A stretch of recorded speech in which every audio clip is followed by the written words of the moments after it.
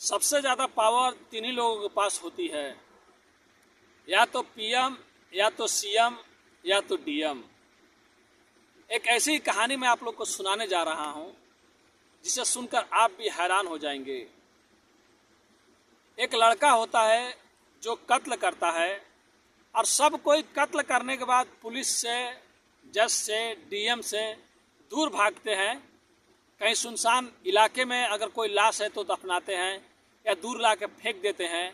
लेकिन एक ऐसे कातिल की मैं कहानी सुनाने आपको जा रहा हूं जो दूर नहीं जाता है, कहीं सुनसान जगह पे नहीं जाता है, बल्कि एक लाश को दफनाने के लिए डीएम कंपाउंड में घुस जाता है और डीएम के कंपाउंड में ही उस लाश को दफना देता है। और ये कहानी 4 महीने बाद जब खुलती है तो सब कोई सुनकर हैरान हो जाता है।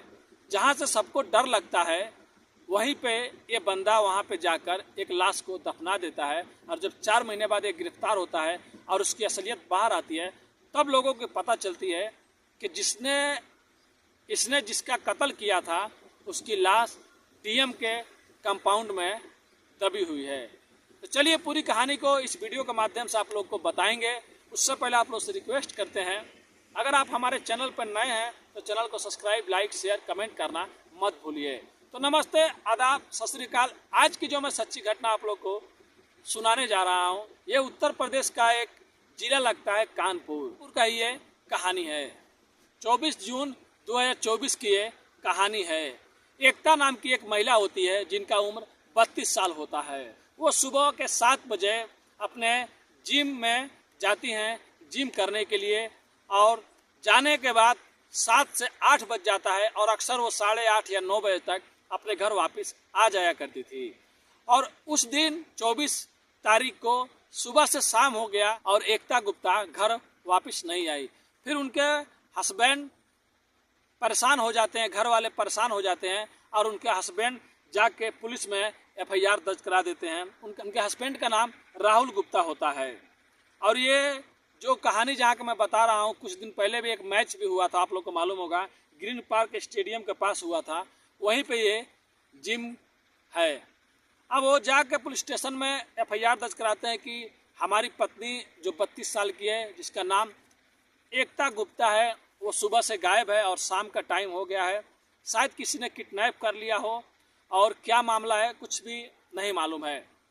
अब पुलिस इस चीज़ को ज़्यादा सीरियसली नहीं लेती है कि 32 साल की महिला है, पढ़ी लिखी है, भाई कहीं गई होगी, वो आ जाएंगी। अब जो उनके हस्बैंड रहते हैं राहुल गुप्ता, वो ज़्यादा भी सीरियसली नहीं लेते हैं। लेकिन उस केस में एफआईआर में वो लिखवाए रहते हैं कि जहाँ पे ये जिम करने जाती थी वहाँ का एक जिम ट्रेनर रहता है, शायद उसने हमारी पत्नी को, बीबी को किडनैप किया होगा, उसमें वो बाकायदा लिखवाए रहते हैं। अब पुलिस जब उस जिम ट्रेनर के बारे में पता करती है तो पता चलता है कि वो भी अपने घर पे नहीं है। अब पुलिस इसको हल्के में ले लेती है, शायद जिम करते करते इन दोनों में दोस्ती हो गई होगी, ये लोग कहीं पे चले गए होंगे। ऐसा करते करते 1 से 2 महीना हो गया, 3 महीना हो गया। अब राहुल गुप्ता बेचारे जो बिजनेसमैन रहते हैं वो परेशान हो जाते हैं, और परेशान होने के बाद हमारे मुख्यमंत्री जी को एक लेटर लिखते हैं, कुछ नहीं होता है। फिर एक प्रधानमंत्री जी को एक लेटर लिखते हैं, फिर भी चल ही रहा होता है, कुछ नहीं होता है। फिर उनके कुछ जानने वाले रहते हैं दिल्ली में, जो पुलिस लाइन में ऐसे जगहों पर काम करते हैं, उनसे भी वो हेल्प मांगते हैं कि हमारी पत्नी को आज लगभग 4 महीने होने वाले हैं और कुछ भी पता नहीं चल रहा है और पुलिस भी पता नहीं लगा रही है। अब 4 महीने के बाद 24 अक्टूबर को लगभग जो जिम ट्रेनर रहता है उसके घर वालों का कुछ नंबर पुलिस सर्विलांस पे डाली रहती है कि शायद वो कहाँ गया होगा, कभी तो फ़ोन करेगा। 24 तारीख को एक फ़ोन आता है उस ट्रेनर के किसी रिश्तेदार के या किसी कज़न के पास, और वो बाकायदा बात करता है। तो पुलिस यहाँ से सब कुछ सुनती है और वो जहाँ पर रहता है नंबर ट्रैक करती है और वहाँ पे वो पुलिस वहाँ पे पहुँच जाती है, और पहुँचने के बाद उसको वहीं से गिरफ्तार कर लेती है।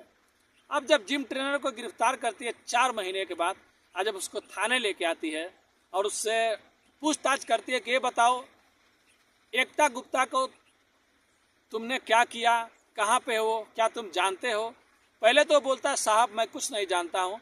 फिर बाद में जब पुलिस अपने तरीके से पूछताछ करती है तब वो टूट जाता है और बताता है साहब मैंने एकता गुप्ता को मार डाला है और उसकी लाश को नदी में फेंक दिया है। अब पुलिस पूछती है बताओ कौन सी नदी, तो कभी कोई और नदी बताता था कानपुर में, कोई कभी कुछ और बताता था। पुलिस को उस पर शक बना रहता था, लेकिन पुलिस और ज़्यादा उसको टॉर्चर करती है। फिर जाके वो जिम ट्रेनर कबूल करता है, बोलता है कि साहब मैंने एकता गुप्ता को मारा तो है, लेकिन उसके लाश को एक जगह दफनाया है। अब पुलिस बोलती है बताओ कहाँ पे दफनाए हो। तब वो जो चीज़ नाम लेता है, जिस जगह का नाम लेता है, तो पुलिस को भी होश उड़ जाते हैं और पुलिस भी शर्मिंदगी में आ जाती है।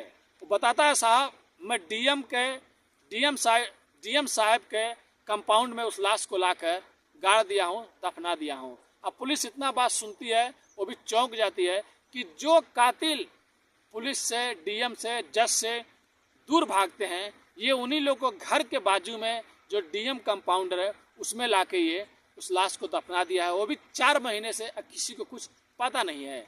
और आप लोग को भी मालूम होगा जहाँ पे डीएम हाउस रहता है या कलेक्टर हाउस रहता है या डीएसपी हाउस रहता है, मतलब इन लोग का कॉलोनी अलग होता है, वहाँ पे अक्सर पुलिस पहरा देते हैं, मतलब गेट पर आते हैं। और खासकर कानपुर की जो बातें हैं, जो डीएम साहब का आवास है उनके आजू बाजू भी वहाँ के जो जज हैं, जज साहब लोग रहते हैं और अक्सर हर किसी के गेट पे पुलिस लोग पहरा देते हैं। तो बताइए जहाँ सबसे ज़्यादा सिक्योर है, मतलब सुरक्षित जगह है, वहाँ पे कातिल लाकर उस लाश को दफना दिया। यानी कि ये पुलिस को चैलेंज दे रहा था, लॉ एंड ऑर्डर को। अब जो भी था इसके मन में, ये जब बता देता है तो पुलिस कानपुर की सोचने पर मजबूर हो जाती है कि ये बात अगर मीडिया में आ गई तो पुलिस की बहुत बदनामी होगी, और पुलिस के रहते हुए वहीं पर जाकर कातिल ने उसको दफना दिया है। अब पुलिस दिन का इंतजार करती है कि जैसे जैसे शाम हो जाए हम लोग जल्दी से जाएं, और पुलिस को शक भी होता था शायद कुछ घुमा रहा होगा, लेकिन पुलिस बोलती है एक बार चल के देख ही लेते हैं, क्योंकि पुलिस उससे बहुत अच्छे तरीके से पूछताछ की रहती है और अपने तरीके से। अब पुलिस की टीम मुर्दा घर से कुछ आदमी लोग को बुलाती है, कुछ मजदूरों को बुलाती है, गाड़ियाँ अभी खड़ी रहती है कि शाम हो जाए, रात हो जाए, हम लोग चलेंगे और वहाँ पे चल के खुदाई करेंगे। अब जब वहाँ पे जाने के बाद पुलिस जब निकलती है तो मीडिया को भी खबर हो जाता है और मीडिया भी पीछे पीछे पहुँच जाती है। ये लोग सीधे तो चले जाते हैं, फिर जाके गेट में दरवाज़ा बंद कर देते हैं, लेकिन जैसे ही खुदाई चालू होती है तो क्राइम तक के कुछ रिपोर्टर रहते हैं, और भी जो रिपोर्टर रहते हैं वो छेरदवाली पर चढ़ जाते हैं और ऊपर से ग्राउंड रिपोर्टिंग, लाइव रिपोर्टिंग करने लगते हैं जहाँ पे खुदाई हो रही होती है। और जब खुदाई होती है तो लगभग 8 फीट नीचे तक खुदाई होती है। फिर एक लाश मिलता है, एक कंकाल मिलता है, क्योंकि 4 महीने हो गए रहते हैं। एक कंकाल मिलने के बाद उस कंकाल को बाकायदा पुलिस की टीम और भी जितने लोग रहते हैं, डॉक्टर, फॉरेंसिक टीम, सबको उस लाश को गाड़ी में रखते हैं और वहाँ से वो लेकर चले जाते हैं। तो ये तो तय हो जाता है कि जो जिम ट्रेनर रहता है उसने कबूल कर लिया कि मैंने मारा था और डीएम कंपाउंड में लाके उस लाश को दफना दिया था। लेकिन अब किस लिए मारा था, अब पुलिस ये बात मीडिया को बताएगी। तो पुलिस को 2-3 थ्योरी रहता है, पुलिस 2-3 तरीके से बात करती है। पुलिस बताती है कि 24 जून 2024 की सुबह एकता गुप्ता जिम ट्रेनर के पास जिम में आती है और आने के बाद ये उससे बहस करने लगती है कि तुम शादी क्यों कर रहे हो, तुम्हारा तो शादी नहीं होने वाला था, तुम बोलते थे कि तुम शादी नहीं करोगी, अब तुम्हारा भी तिलक हो गया, शादी हो गया। इसका वजह से जिम ट्रेनर में और एकता गुप्ता में झगड़ा होने लगा और इसके बाद वो वहाँ से कार में लेकर एकता गुप्ता को निकला और ले जाकर बाहर में उसको समझाना चाहा, लेकिन एकता गुप्ता नहीं समझी। फिर उसका गला दबाकर उसने उसकी हत्या कर दी और हत्या करने के बाद उस कार में ले जाकर वहाँ के डीएम कंपाउंड के ज़मीन में उसको 8 फीट अंदर गाड़ दिया और चला गया। अब पुलिस की ये थ्योरी थी, लेकिन सीसी कैमरा में लगभग डीएम कंपाउंड में जब गाड़ी घुसी है, उसका मतलब वहाँ पे दिखा है, तो 45 मिनट के बाद वो फिर से वापस बाहर में आया है। मतलब एक शख्स 45 मिनट में कैसे अंदर जाके खुदाई कर सकता है और 8 फीट अंदर खुदाई करके उस लाश को गाड़ सकता है। और पुलिस को उस कार में, जिम ट्रेनर के कार में लगभग रस्सियाँ, कुछ और भी सामानें, चुनरी उनरी, कुछ और भी सामानें मिली थी। तो या तो ये सोचा साचा प्लान था कि मतलब पहले से मर्डर का प्लानिंग था, इसके लिए रस्सी उस्सी बाकायदा रखा गया था। अब फॉरेंसिक टीम पता लगा रही है क्या उसी रस्सी से गला घोट कर, मतलब चाहे जो भी हुआ था। कि ये डायरेक्ट हुआ था, लेकिन अगर डायरेक्ट होता तो एक आदमी कैसे डीएम कंपाउंड में लाके उस लाश को गाड़ सकता है। वो चाहता तो दूर भाग जाता, और 45 मिनट के अंदर शायद किसी के लिए भी बस का बात नहीं है कि 8 फीट नीचे गड्ढा खोन कर एक लाश को गाड़ दिया जाए। और एक और थ्योरी रहता है, पुलिस लगा रही है, पुलिस ये भी बात बताई कि जब एकता गुप्ता जिम में आने लगी और जाने लगी, जिम करने लगी, तो ट्रेनर से काफ़ी दोस्ती हो गई थी, और दोस्ती होने के बाद इन दोनों में प्यार हो गया था। और उसके बाद जिम ट्रेनर का जब शादी लग गया और उसका तिलक हो गया तो एकता गुप्ता नाराज़ हो गई। उसके बाद वो लगभग कुछ दिनों तक वहाँ पे आई भी नहीं, और जिस दिन आई उसी दिन उसका कत्ल हो गया। तब पुलिस फॉरेंसिक टीम और डीएनए से पता लगा रही है कि क्या सच में यही एकता गुप्ता की लाश है, उसका बॉडी है। लेकिन अभी जिम ट्रेनर अभी पुलिस की हिरासत में है। अब उसके बाद जो भी उसके ऊपर धाराएं लगे, कार्रवाई हो। लेकिन आप लोग सोच सकते हैं, सोचने पे हर कोई मजबूर हो जाएगा कि हम लोगों को पुलिस से डर लगता है। कोई भी आम इंसान हो तो पुलिस को देख कर डर जाता है गाँव में।